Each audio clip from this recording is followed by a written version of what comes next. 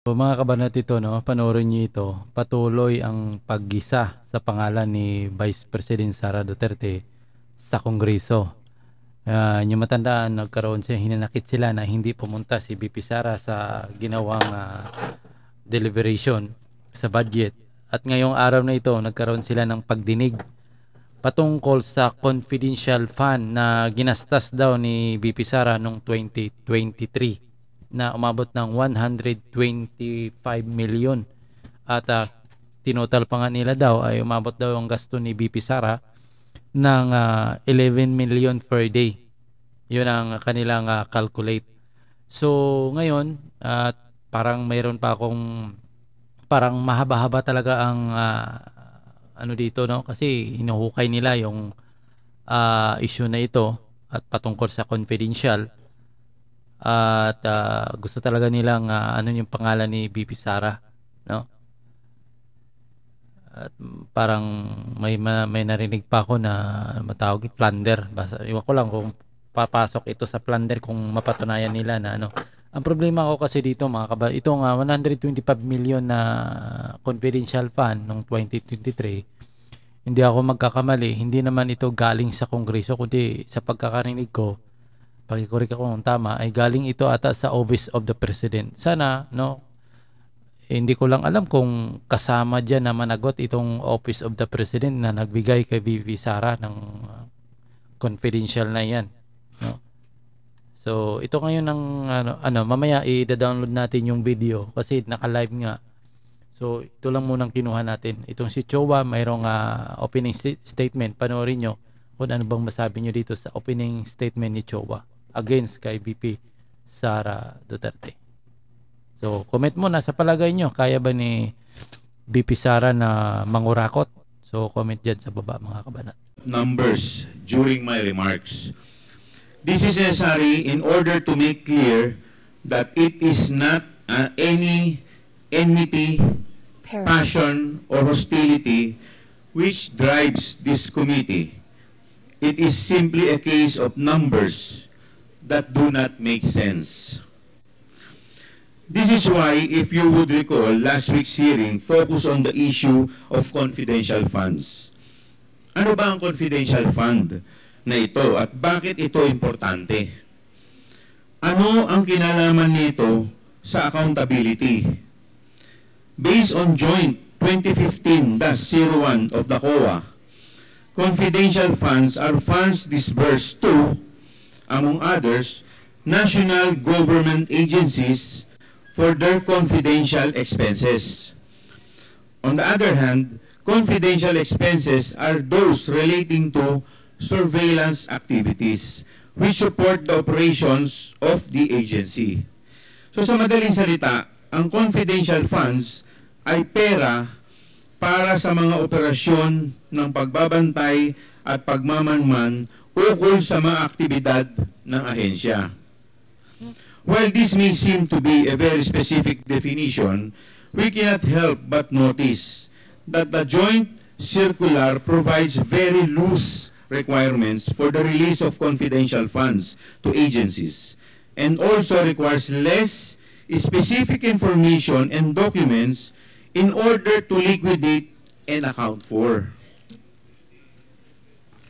In Notice of Disallowance number 2024-002-100, the COA disallowed the amount of over 73 million pesos, representing almost 60% of the 125 million pesos in confidential funds. Pwede po ba yung slide? Ito, hearing pala ito, mga kabanat, no? Paki-present. Tirap ko lang konti. Ito palang nangyari ngayon. Hearing pala ito kay Vice President Sara Duterte. Hindi ito budget hearing. Itong may kinalaman ito nung parang yung nakita nyo sa intro niya, puro confidential fund. Kasi ito yung paraan para masira nyo yung pangalan ni VP Sara, no? Nakikita ko kasi ginagamit talaga nilang parang gusto nila talagang durugin itong si VP Sara. So itong nasa harapan natin ngayon, nakaharap yung pinapanood natin, Karamihan diyan tauhan ni House Speaker Martin Romualdez, mga kabanat. So tingnan nyo, puro confidential fund yung binabanggit. Samantala, may kaso na yan dyan eh. Di ba? Parang kinakaso na yan laban sa paggastos daw ng confidential fund. Pero tinatakal pa rin ng Kongreso kasi wala naman silang issue na iba to kay Sara Duterte, kundi yan lang talaga. Almost 60% of the 125 million pesos in confidential funds allocated to the OVP in 2022. Equally significant is the fact dapat dito, mga kabanan, hindi lang si BP Sara managot dito eh. Pati yung Office of the President eh. Kasi yun matandaan, si BP Sara parang humingi ata ng...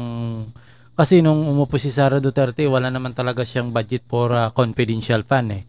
Nanggaling yan sa Office of the President. So, dapat hindi lang si BP Sara yung panagutin dyan. Pati yung nagbigay sana.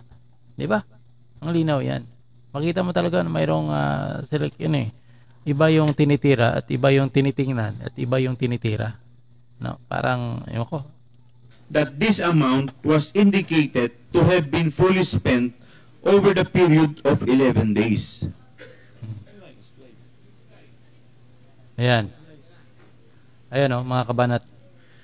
Ayan, ginaplag nila, OVP daw, nagastos ng 25 million sa loob ng 11 days. Ako, mga kabanat, calculate lang naman nila talaga yan eh. Hindi naman talaga ako naniniwala na ginastas lang yan sa loob ng 11 days. Malamang siguro mayroong araw na napakalaking gastos, mayroong ganun na ganyang kalaki. Sa OVP 100 million, DepEd 150 million. So dapat alam naman natin kung saan nanggaling ito. Galing ito ata ay nakarang hearing na parang narinig ko. Itong budget ng 125 million, in short, itong confidential fund kay BP Sara, ito ay galing yan nata sa Office of the President. Sana hindi lang si BP Sara yung usigin dyan, pati yung nagbigay sana. Bakit binigyan mo? Alam mo naman palang bawal yan, bakit mo binigyan? Diba? Diba? Diyan mo makita kung gaano ka-transparent itong mga congressman na ito. Wala pang kalahating buwan, naubos na daw ang 125 million.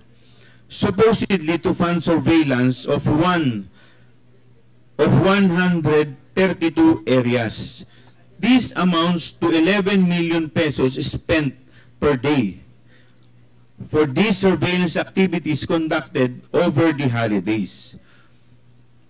Lumalabas po, mahigit 11 million po sa isang araw ang ginagastos po nila sa surveillance activities. Kasama na po dito ang Pasko.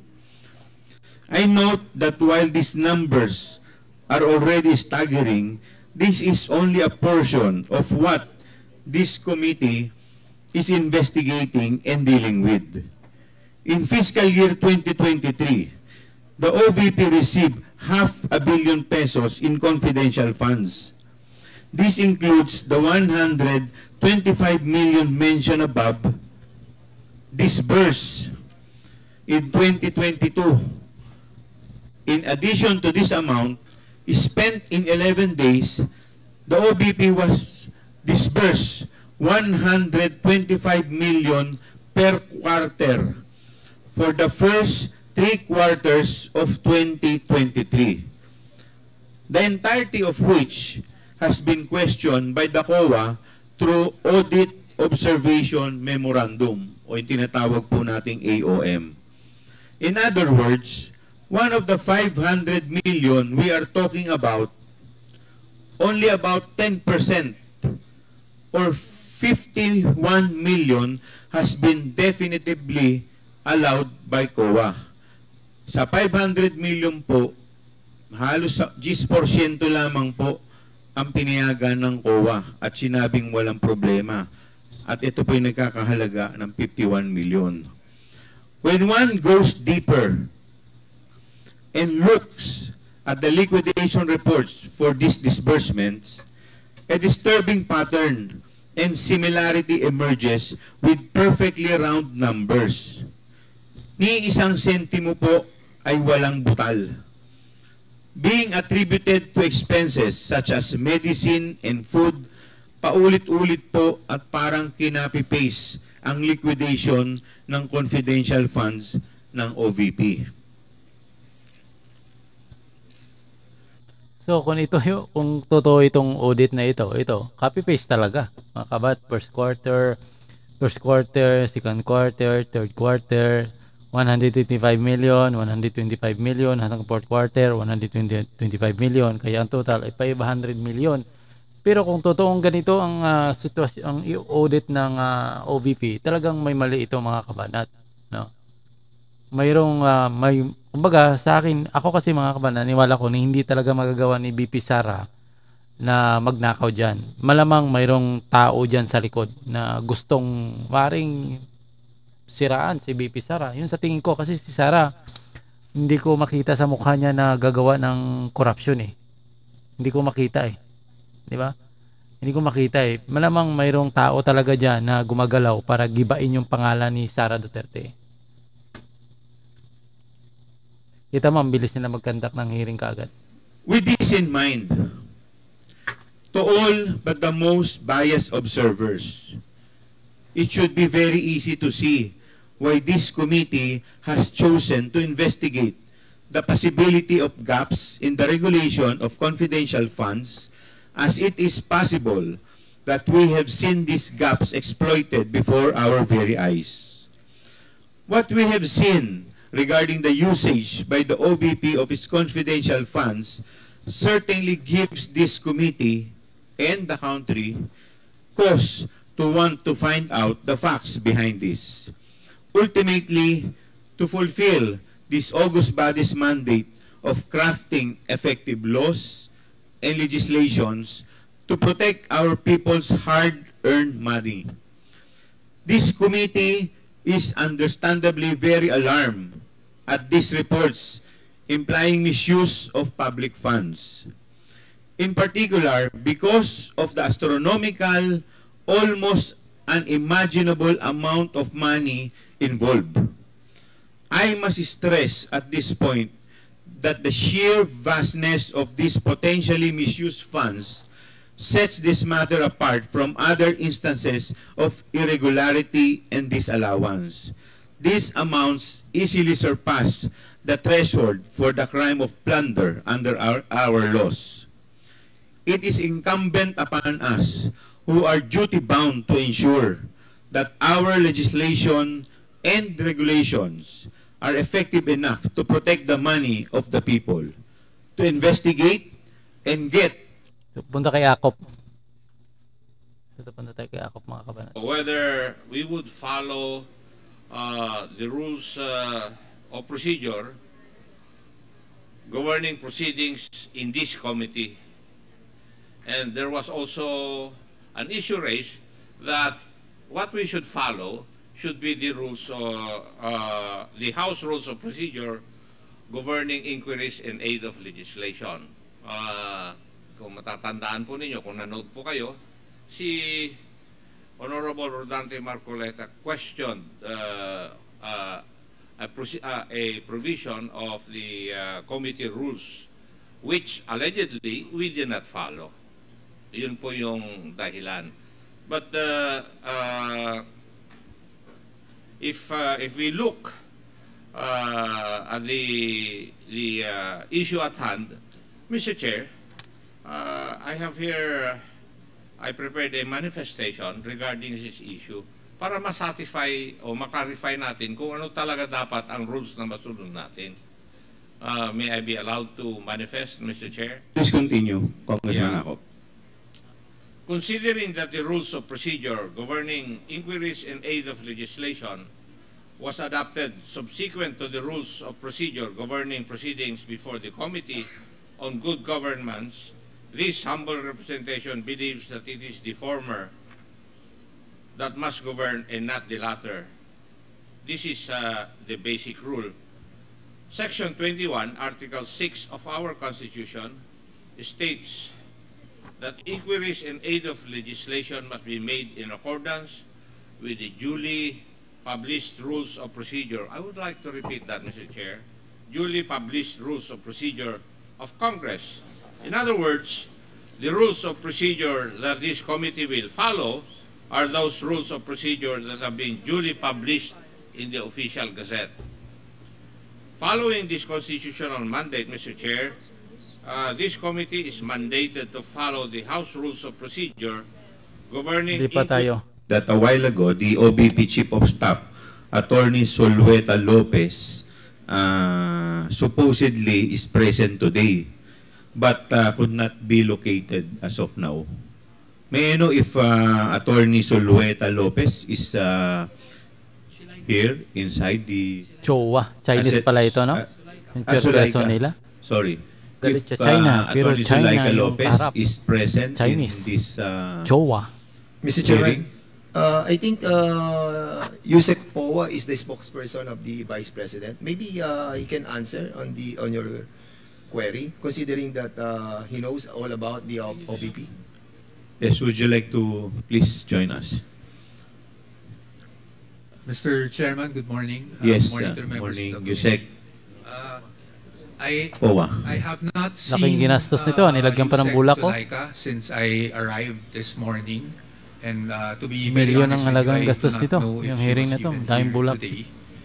But I don't think she's with us at the moment. For the OBP matters, let me just manifest, Mr. Chair, Your Honors, that I only joined OBP po kasi itong August. Ah, okay. So, and only as a spokesperson, I am only a consultant in the Office of the Vice President as her spokesperson. So, sa totoo lang po, I will not be competent to answer any questions as regards yung operations pa po talaga ng OBP at this point, Your Honors. Mr. Chairman, if Yes, I may, Congressman was he not Fernandez. given authority to answer some queries from this committee? Do you have any authority from Mr. the Chair, Office of the Vice I- President? Mr. Chair, I was not given po any authority today. I am appearing today because part of the invitations given to the DepEd family also included my name. So that is the only reason why I decided to appear po today before you. Okay. Okay po ba sa inyo yan? Okay, we will now proceed to the... But before I recognize Congressman Valeriano, the Chair would like to recognize the presence of Honorable Clarice Ann Hernandez of the Lone District of Ito. Calamba City. Ito Good number morning one po, na ma'am. hanga si President ang ano dito eh. Dali lang. And Congressman Kit Flores. Mahaba kasi ito. Yes, good morning po. Congressman Valeriano, we are already in receipt of the letter. Yes, Mr. Chair, I'll defer to Representative Luis Shaw because during the hearing itself, the Wow. representative from COA Talagang Sa English. mga operators ng mga vehicles. Mr. Chair, ang requirement lang po kasi is documentary evidence of payment. Okay, thank you so much. With that, Are you done? yes, I'm Dan Fernandez, sir. Tapos na po ba kayo? Okay, am I done? Okay. I think for the meantime, Mr. Chairman, I'll be refraining from asking more questions, considering that I spent almost 5 minutes in the interpellation. So I'll be yielding back my time. Thank you so much, Mr. Chairman. Thank you po. We will now proceed to the next interpellator, the Honorable Deputy Speaker, Jay Suarez. You are recognized, sir. Ito. Mr. Chairman, O si ano to ah. Honorable Paduano. what's the Paduano. Mr. letter? Chairman, with the indulgence of Deputy Speaker JJ, may I ask a clarificatory Napansin nyo ba question pag hearing about sa VP Sara, kompleto yung ano, nakita nyo? Kompleto yung sa Ricardo yung mga ano eh, tauhan no. Ni itong mga tauhan ni House Speaker ano ng tawag niya? Nakalimutan, Romualdez, mga kabanat. Tingnan mo. Oh. Ito. to us? If you cannot submit the attachments and the documents that gives the result of this notice of disallowance. Simply, it cannot influence Yes, Mr. the commission proper. Yes, Mr. Chair, we will comply upon issuance of the subpoena. Hindi, nag-issue na nga eh. Yes. Di ba, Mr. Chairman, nag-issue na nga? Yes, we already... Hindi, ang hindi ko lang accept yung reasoning nyo na it will affect the possible decision of the commission proper, because when in fact, sabi ko nga kaya nung nakaraan pa, it will take 6 months, di ba? Tama, 6 months, di ba? Before it goes through with commission proper, di ba? Mr. Kasi Chair, the appeal process. Kaya nga may appeal, because of the appeal, di ba? Now, ang hindi ko maintindihan, but yung sasabihin, you will give that reason na you cannot submit because it will affect. Well, in fact, I talked to your chairman yesterday, and it is not a valid reason. And please don't push me to invite your chairman dito. Thank you, Mr. Chairman. Thank you Thank very you. much. Before you Mr. continue, Chair. Deputy Speaker, the Chair would like to recognize the presence of the Honorable Edward V.P. Maceda of 4th District, Manila. Please continue. Na buo-buong amount. So ano pong ibig sabihin nyo? Pakipaliwanag po ninyo. Based on the after po ng AOM po kasi nag-submit sila ng mga compliance, so may mga I signed my affidavit.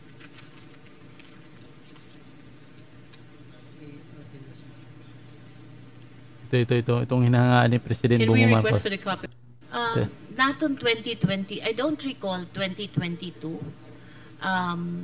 We have we have gifts on December, but I don't recall a monthly thing before that. Tagalog In na. other words, from August 15, 2022, that is the date of your appointment as USEC for HR, until before February 2023, which is your appointment as head of procuring entity, you are not receiving any envelope from ASEC Sunshine. No. Okay, so just to make sure, this includes data on the head office, the 10 satellite offices, and the 2 extension offices, Mr. Chair. Actually, the data is from the previous admin 2022 and also the central office and the satellite offices. Mr. Chair, you mentioned 2022, or do you have information on 2023 as well? Year 2023. Our information, Mr. Chair, is from 2022 up to the 2024. Which month in 2024, Mr. Chair? Up to July 2024, Mr. Chair. Thank you very much, Mr. Chair. I'll request the COMSEC to furnish this representation with those data. Thank you very much, Please Mr. take Chair. note of the manifestation of If I may Congresswoman Swansing clarify, this Comsec. pertains only to the details on the office spaces. And the other particulars, such as those lease of vehicles, property, plant, but then we can only provide the details on the office spaces. Yes, Mr. Chair, because from, as you mentioned before, Mr. Chair, Mr. Tumawis mentioned, so in, for example, year 2022, the total rent expense was at 52 million. Sorry, 2023, it's at 53.5 million, but that includes like different types of rentals, Mr. Chair. So will the data shared with us by COA segment that as to the different types of leases? As to these documents, we have the amounts for pertaining for the lease of different office space, vehicles, and other rentals of the OBP pertaining to the 53 million. And also, we have also the breakdown as to the amounts of the lease of office spaces per satellite office and central office.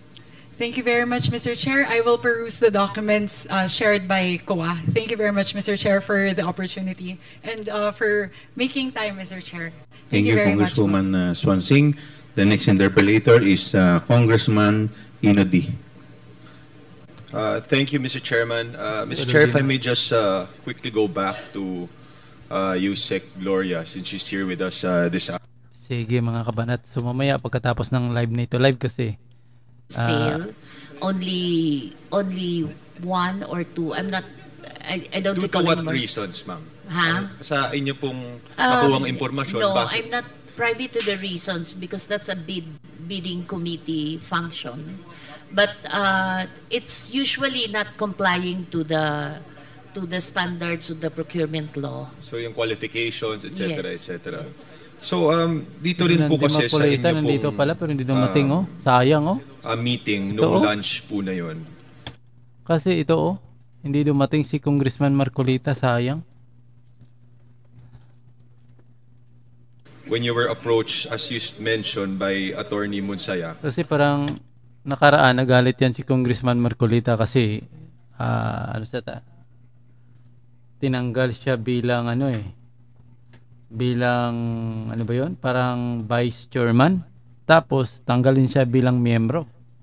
Anong hearing ba yun? About ata sa budget ni BP Sara. So medyo malburuto, baka hindi nga pumunta, no? So mamaya pagkatapos ng ito i-download natin, i-end ko lang ito. Mamaya siguro itatry natin i-download ito pagkatapos ng hearing na ito. Kasi kasi kapag live, hindi naman natin talaga makuha lahat dahil sa haba-haba nga ito, ang video na ito. Pati sana ako naka-live din tayo. Kaya